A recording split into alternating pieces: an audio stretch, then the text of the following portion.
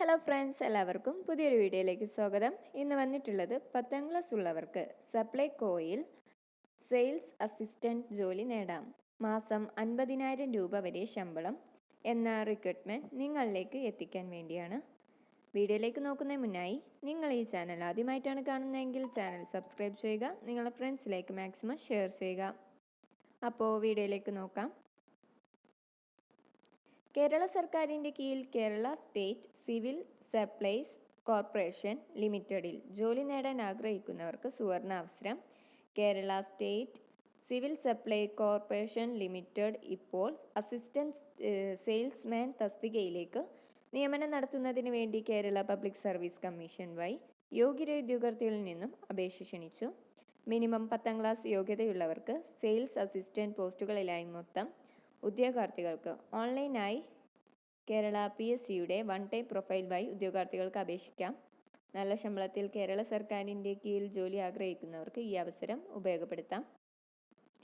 ഈ ജോലിക്ക് ഓൺലൈനായി 2024 ഡിസംബർ 30 മുതൽ 2025 ജനുവരി 29 വരെ അപേക്ഷിക്കാവുന്നതാണ്. ഇതിലേക്കുള്ള മറ്റ് നോട്ടിഫിക്കേഷൻ ഡീറ്റെയിൽസ് എന്തൊക്കെയാണെന്ന് നോക്കാം. സ്ഥാപനത്തിൻ്റെ പേര് Kerala state civil supply corporation limited. ജോലിയുടെ സ്വഭാവം Kerala government. Recruitment type direct recruitment ആണ്. Category number 527/2024. അസിസ്റ്റൻറ്റ് സെയിൽസ്മാൻ ആണ് തസ്തികയുടെ പേര്. ഒഴിവുകളുടെ എണ്ണം anticipated vacancies. Job location all over Kerala. ഇതിലേക്കുള്ള സാലറി പറയുന്നത് 23,000, 50,200.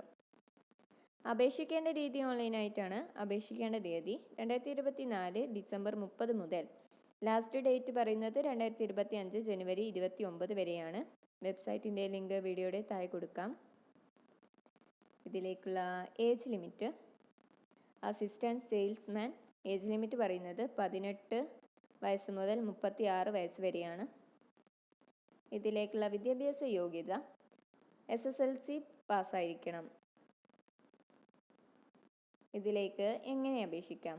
ഉദ്യോഗാർത്ഥികൾ കേരള പബ്ലിക് സർവീസ് കമ്മീഷൻ്റെ ഔദ്യോഗിക വെബ്സൈറ്റായ www.keralapsc.government.in വഴി ഒറ്റത്തവണ രജിസ്ട്രേഷൻ പ്രകാരം രജിസ്റ്റർ ചെയ്ത ശേഷമാണ് അപേക്ഷിക്കേണ്ടത്.